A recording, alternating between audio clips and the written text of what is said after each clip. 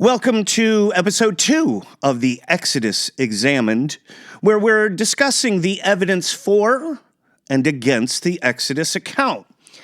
In this episode, I want to be looking at the evidence that supports or refutes the claims that Joseph and his father settled in the delta of the River Nile in Egypt and lived there for 430 years before a pharaoh enslaved them. I'm not going to be going over that story for anyone watching this video that is curious. How is it that the Israelites ended up settling in Egypt in the Nile River Delta? You can find that story in Genesis, the story of Jacob and his 12 sons, which will become the 12 tribes.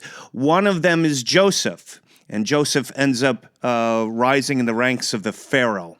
So that's how they get into Egypt. And then the Bible says, they multiplied over 430 years. And in the beginning of Exodus, that's when there's a new Pharaoh, and that Pharaoh is afraid of their numbers and has them enslaved. So the question is there any evidence that supports those claims that the Israelites settled in Egypt in the Delta, the Nile River Delta, and lived there for 430 years while they multiplied in numbers?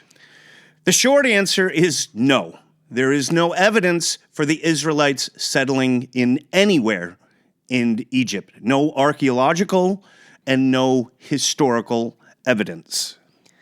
That being said, many archaeologists will point out the obvious, which is the terrain of the Delta.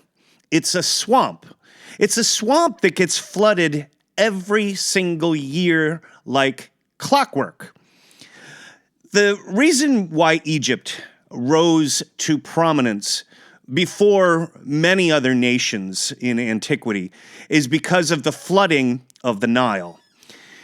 Every year, the monsoons of Ethiopia will run into the Nile, and the Nile overflows with this rich soil.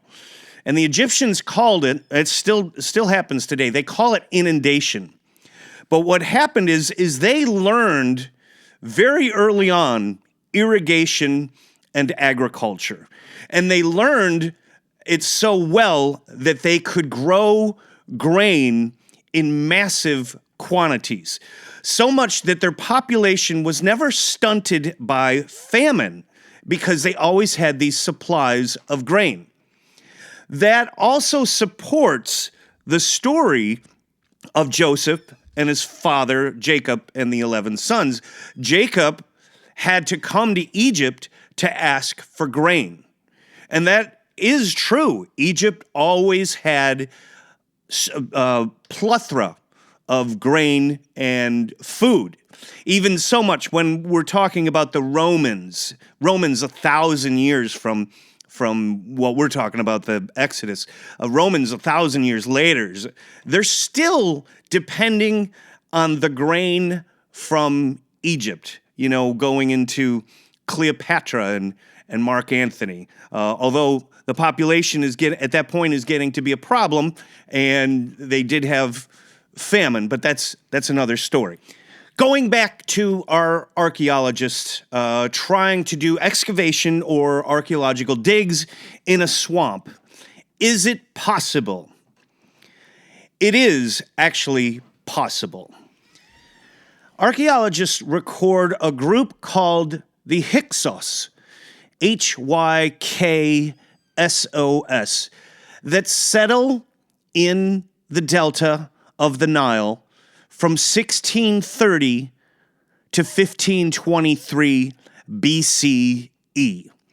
Now, this is a group who are not Egyptians. In fact, they go to war. The Egyptians call them the barbarians, and they go to war with the Egyptians for several decades. But we have evidence of this group settling in the Delta in a city called Avaris for 8 years.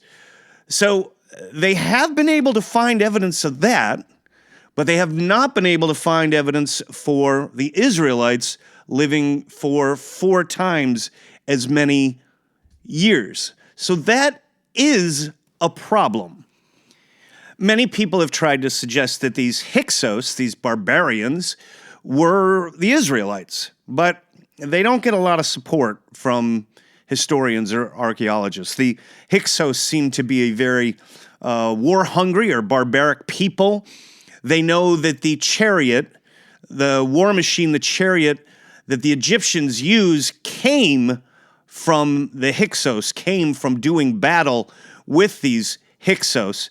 So the people who want to claim that the Israelites are these people, again, they don't get a lot of support. The other problem that this Hyksos group provides is a timing issue, and it's having to do with trying to fit the 430 years that the Israelites supposedly lived in the Delta. When can we put them, what year can we put them in there? So a lot of people say now Abraham. Abraham is 1800 BC. And the Exodus is somewhere, which we're going to talk about, somewhere between the 1300 BC and the 1200 BC.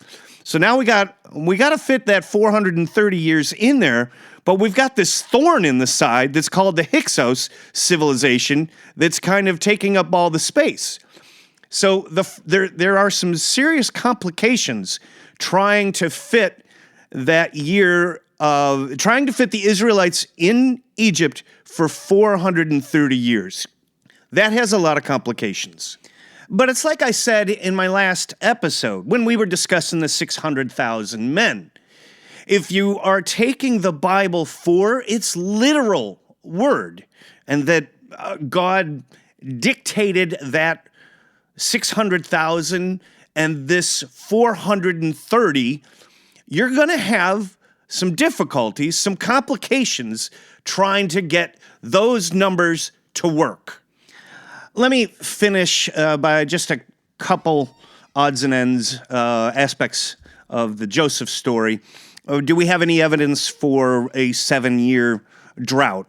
The answer is yes. They have found an engraving on a stone that describes a 7-year drought. However, I don't like this evidence because it refutes the Joseph story, because Joseph, there wasn't a drought because he interpreted the dreams to plan for the drought.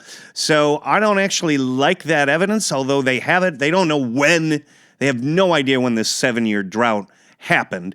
But I don't like that evidence. You can take it however you want to. As far as the dreams are concerned, this is kind of interesting stuff, that when Joseph interprets the dreams of the Pharaoh, that looks to be very Egyptian influenced. That was something that the Pharaoh and the higher-ups wanted done.